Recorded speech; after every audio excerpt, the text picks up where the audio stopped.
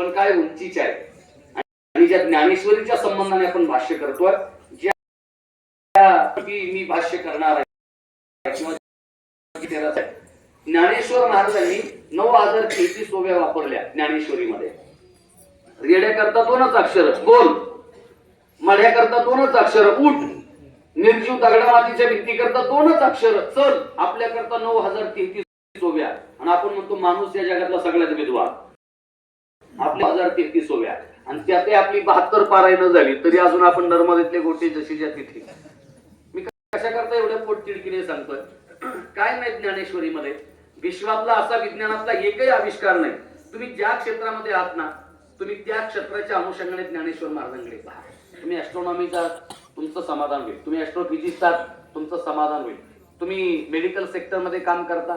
आज दादा मेडिकल सेक्टरमध्ये एक नवीन आता पद्धत आली की तुमचं म्हातारपण रिवाइज करता येईल का. म्हणजे मार्च एंडला आपण आपला सगळा ते ITR रिवाइज करतो किंवा घराचा प्लॅन रिवाइज करतो, असं नाही, म्हातारपणे रिवाइज करता येईल का याच्याकरता मेडिकल सायन्स आज काम करत आहे. म्हणजे नेमकं काय तर ज्या एन्झाईमचं स्रवण बंद झालं, जे हॉर्मोन्स तुमच्यामध्ये नव्याने इंजेक्ट केले, आता केस कशाने पिकले, कोणती डेफिशियन्सी आहे ते नव्याने इंजेक्ट केलं, तुमचे दात काढायला लागले ते नव्याने इंजेक्ट केलं, असं नवे एन्झाईम इंजेक्ट करता येईल का याच्याकरता मेडिकल सायन्स प्रयत्न करते.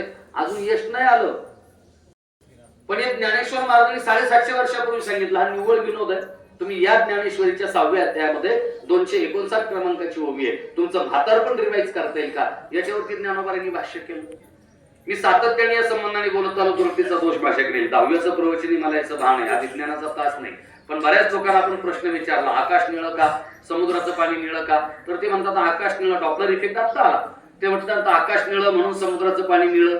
अरे आकाश निळं हे इल्युजन आहे, हा आपला आभास आहे, भ्रम आहे, चकवा आहे. हे कधी कळालं जगाला? 28 फेब्रुवारी 1928 ला आमच्या एका भारतीयाने जगाचे डोळे उघडले. त्याला नोबेल पुरस्कार मिळाला, डॉक्टर CV रामन. शाळेमध्ये आम्ही त्याला रामन इफेक्ट म्हणतो की आकाश निळं नाही. कळालं कधी? तुम्हाला 97 वर्ष पाठीमागे जावं लागेल, त्यावेळी कळालं. 97% लोकांना तर आज प्रवचनात कळालं की आकाश निळं नसतं, तो भ्रम असतो. पण ते आम्हाला 28 फेब्रुवारी 1928 ला कळालं. तो दिवस 28 फेब्रुवारी आम्ही सायन्स डे म्हणून साजरा करतो, कारण या दिवशी ती थिअरी मांडली डॉक्टर CV रामन. ज्ञानेश्वर महाराज 22 वर्षाचं लेकरू, ज्ञानेश्वर महाराज 750 वर्षापूर्वी रामन इफेक्ट सांगतायत. तुम्ही घरी जा, माझ्यावर नका विश्वास ठेवू. घरी गेल्यानंतर ज्ञानेश्वरी पहा, 15वा अध्याय 233 क्रमांकाची ओवी, रामन इफेक्ट. काय ओवी आहे? वांझेची लेखा कैशी जन्मपत्रिका, नदी निळी भूमिका के कल्पपा. ऑब्झर्वर डिव्हाइस आला का पॅटर्न बदलतो. का बदलतो याचं उत्तर ना जपानला मिळालं ना अमेरिकेला. या 9व्या अध्यायामध्ये गीतेच्या गतिर्भर्ता प्रभू साक्षी निवास शरणम स्वरूप या श्लोकावरच्या जेवढ्या ओव्या आहेत ना, ती सगळी ग्रॅव्हिटनची थ्योरी. ग्रॅव्हिटन कशा पद्धतीने काम करतो याचं उत्तर अद्याप जगाला मिळालेलं नाही. लाईट ड्युअलिटी काय आहे? जे डबल स्लिट एक्सपेरिमेंट नावाचा एक प्रयोग 18व्या शतकामध्ये जेनी नावाचे सायंटिस्ट, विज्ञानाचा तास नाही मला याचं भान आहे, अप्रॉक्स 2,87,000 किलोमीटर पर सेकंड एवढ्या वेगाने ट्रॅव्हल करणारा लाईट ऍटमॉस्फिअर मध्ये ट्रॅव्हल करतो. तेव्हा तो वेव्ह स्वरूपामध्ये विज्ञानातली स्टीम थ्योरी त्याच्यातून जन्माला आली. तो पाण्यामध्ये ट्रॅव्हल करतो, ऑप्टिकल फॉर्म मध्ये येतो. काही लाईट व्हॅलिटी का याचं उत्तर अजून जपानला मिळालं ना अमेरिकेला. प्रश्न ज्ञानेश्वर महाराजांना 12व्या शतकात पडला, त्याचं उत्तर ज्ञानेश्वर महाराजांनी दिलं. मी ज्ञानेश्वरीचा 9वा अध्याय 102 क्रमांकाची ओवी. काय ओवी आहे? ना तरी आकाशाची खोपे, वायू निवांतची लोपे, का तरंग हरपे जळी जेवी. जो ऍटमॉस्फिअर मध्ये वेव्ह स्वरूपामध्ये का तरंग हरपे जळी. पॅटर्न का बदलला? लाईट व्हॅलिटी आहे. जो प्रश्न जगाला 18व्या शतकामध्ये पडला, तो ज्ञानोबांना 12व्या शतकामध्ये पडला. त्याचं उत्तर देऊन टाकलं, तुझं सगुण म्हणू का निर्गुण रे. म्हणजे नुसते धोत्रावर आहेत का ज्ञानेश्वर महाराज? काय नाही ज्ञानेश्वरीमध्ये. तुमच्या माझ्या करता ज्ञानेश्वर महाराजांनी एवढं मोठं तत्वज्ञान निर्माण केलं. पण खरी समस्या काय आहे? एकाने एकाला सांगायचं ही पद्धत आहे. मी याच्याकरता एवढा लांबून प्रवास केला की एवढं मोठं तत्वज्ञान ज्ञानोबांनी निर्माण केलं. चांगोपासष्टी, अमृतानुभव, काय नाही, एवढं तत्वज्ञान निर्माण केलं. पण पद्धत काय ज्ञानेश्वर महाराजांपर्यंत चालत आलेली? शेवटची 6-7 मिनिटं राहिली.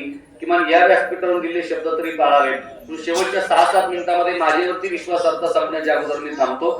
ज्ञानेश्वर महाराजांनी विचार केला की त्यांच्यापर्यंत तत्वज्ञान संकलनाची जी पद्धत आहे, अभंग सगळ्यांना पाठ आहे. आदिनाथ गुरु सकळ सिद्धांचा, मच्छिंद्र तयाचा मुख्य शिष्य, मच्छिंद्राने बोध गोरक्षासी केला, गोरक्ष ओळला गेली प्रती.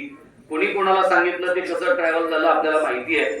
आदिनाथ महादेवाने ते तत्वज्ञान, बरं काही थेट ऍडमिशन नाही घेतलं, थेट ऍडमिशन नाही, कारण ते फार गुह्य ज्ञान आहे. असं काही लाऊडस्पीकर लावून देता येत नव्हतं. त्याच्याकरता असा स्पीकर लावा, भोंगा लावा, कर्णा लावा, ट्रॅम्पेट लावा, एवढं सोपं नव्हतं. हा ज्ञानेश्वर महाराजांनी आपल्यावरती उपकार केला.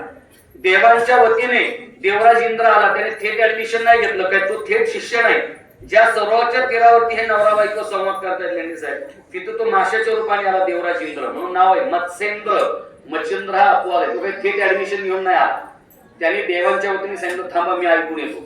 सभेत जरी आपल्याला इंटरेस्ट नसेल तरी मी माझा खिशात मोबाईल ठेवतो, सगळं आपल्याला ऐकायला मिळेल, त्यांचा अजेंडा सगळं आपल्याला कळेल. अशा ज्या सगळ्या गमती जमते त्या तेव्हापासूनच्या आहेत. हा पाण्यात आला, माशाच्या रूपात त्यांनी सगळं तत्वज्ञान ऐकलं आणि मग ते जगाला प्रसारित केलं. मच्छिंद्र तयाचा मुख्य शिष्य कोणाचा? आदिनाथ गुरु सकळ शब्दांचा. मच्छिंद्रनाथांनी ते तत्वज्ञान गोरक्षनाथांना दिलं, गोरक्षनाथांनी गहिनीनाथांना दिलं. आज हेगेलची सिम्युलेशन थिअरी आपण पाहतो की सिम्युलेशन थिअरी काय, सगळं प्रिपेअर्ड आहे, व्हिडिओ गेमिंग वगैरे असंच आहे. चाले शरीर कोणाची असत. ते आम्हाला शेक्सपियरचं खरं वाटलं. All world stage every character God is director. दुर्दैवाने आपल्याकडे एक मन आहे, घरचा रान वाढ लागत नाही, शेजारच्याचं शान वाढ लागतं. तुकाराम महाराज ते म्हटले चाले शरीर कोणाची सत्य. हे सगळं प्रिपेअर्ड आहे. तुम्ही त्याला सिम्युलेशन थिअरी म्हणा, नाही तर हेगेलचं तत्वज्ञान म्हणा. ही 4 भावंड गेली त्र्यंबकेश्वरला, तिथे ब्रह्मगिरीची प्रदक्षिणा, एका वाघाने फोडली दरकाळी. प्रिप्लॅन तिथे अगोदरच गहिनीनाथ होते. काय उपकार आहेत नाथ व्यवस्थेचे परंपरेचे आपल्यावरती. ते गहिनीनाथ महाराजांच्या त्या गुहेमध्ये जे बसले होते तिथे निवृत्ती दादा गेले. गहिनीनाथ महाराज म्हटले तुझीच वाट पाहत होतो. गहिनी प्रसादे निवृत्ती दाता.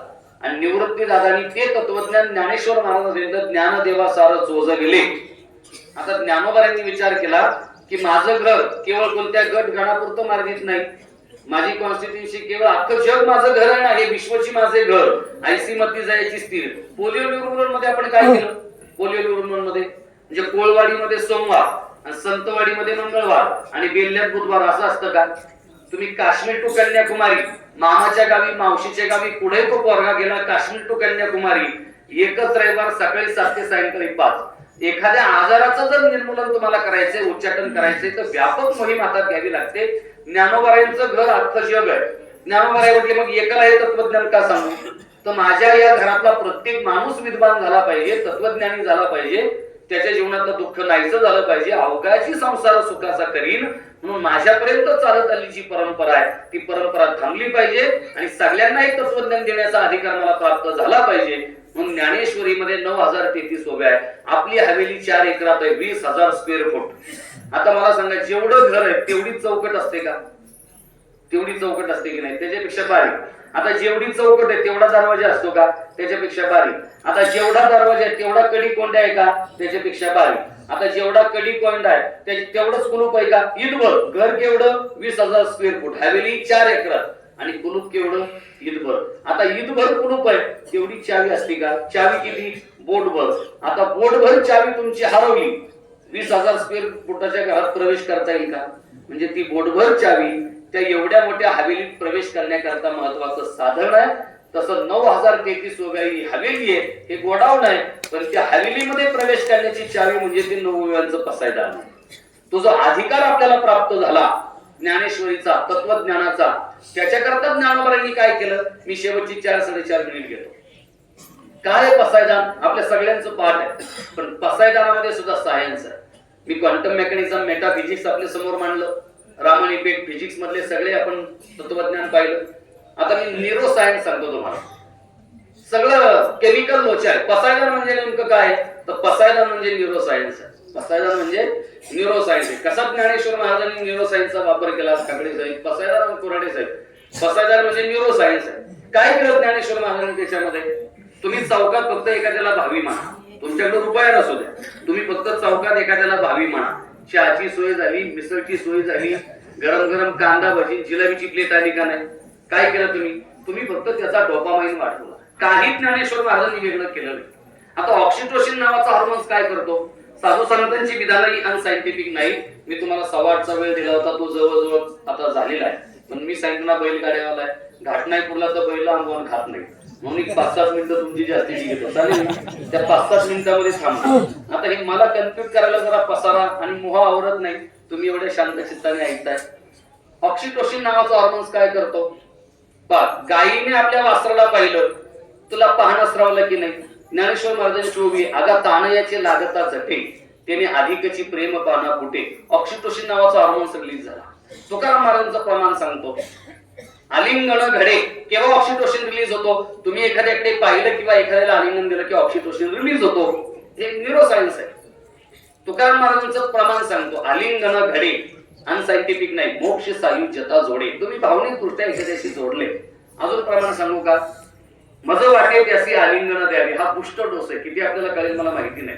कदा न सोडावे चरण त्यांचे, जी पहिली मिठी मारली ती आता सैल व्हायला लागली, म्हणून पुन्हा आलिंगन द्यावं.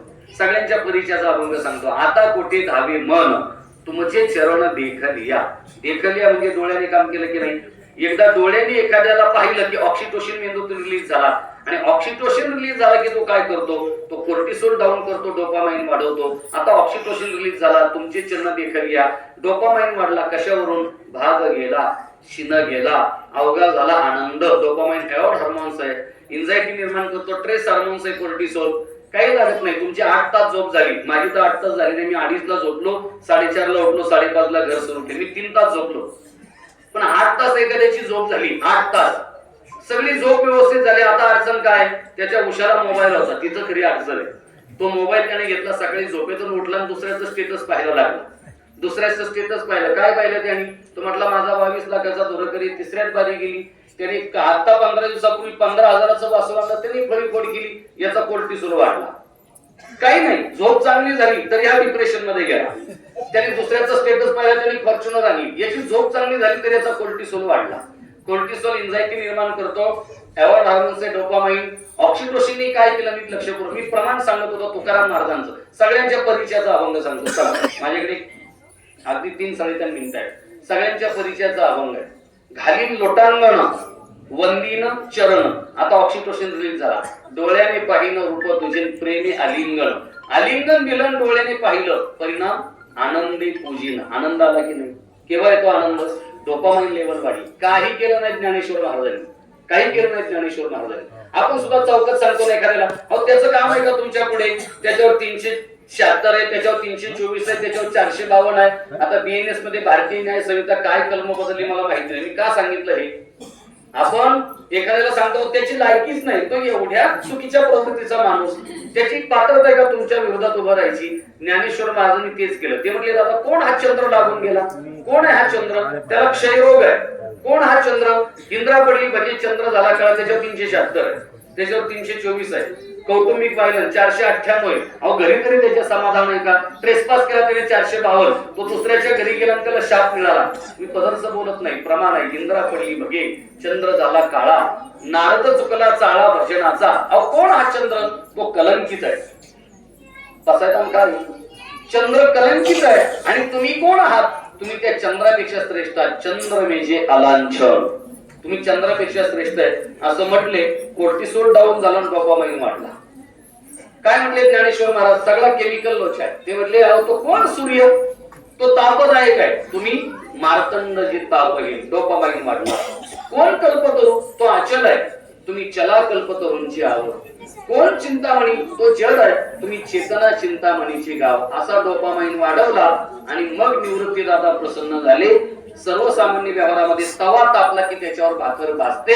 तुम्ही एखाद्याला भावी म्हटलं की मिसळची सोय होते. हे जसं तसं ज्ञानेश्वर महाराजांना परंपरा बदलायची होती. एकाला सांगायचंय आणि ती परंपरा बदलण्याकरता त्यांनी असं काही वर्णन केलं आपल्या सद्गुरूंचं. असा त्यांचा डोपामाइन वाढवला आणि मग निवृत्ती दादा प्रसन्न झाले आणि मग ज्ञानोबांनी हातोडा मारला.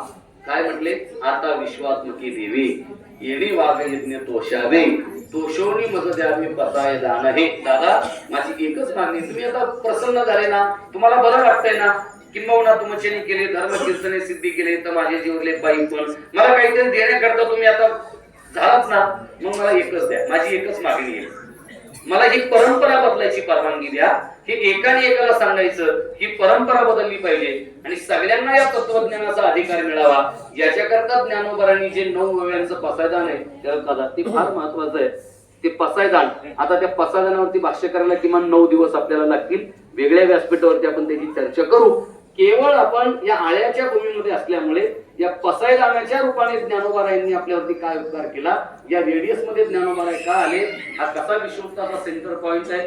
इथे कसं जे मल्टीचा प्रोजेक्ट आहे वगैरे याचं काय महत्व आहे, याचं वैज्ञानिक महत्व या निमित्ताने मी आपल्या समोर मांडलं आणि पसायदानाच्या रूपाने ज्ञानोबारांनी आपल्यावरती काय उपकार केला हाही विचार या निमित्ताने मी मांडला. थोडासा या ओवीला न्याय देता आला नाही, वेगळ्या व्यासपीठावरती देऊ. दोन्ही चिरात्म्यांच्या जाण्याने एक दुःखाची पोकळ्या परिवारामध्ये निर्माण झाली. ते दुःख सहन करण्याची शक्ती बुद्धी सामर्थ्य ईश्वराने देव या प्रकारची कामना व्यक्त करतो आणि वेळेचं पालन आपण आपण सर्वांची रजा घेतो. कुंडलिक वरदा श्री ज्ञानदेव तुकाराम पंढरीनाथ भगवान की जय. माऊली ज्ञानेश्वर महाराज की जय. जगद्गुरु संत तुकाराम महाराज की जय. विठ्ठल विठ्ठल विठ्ठल.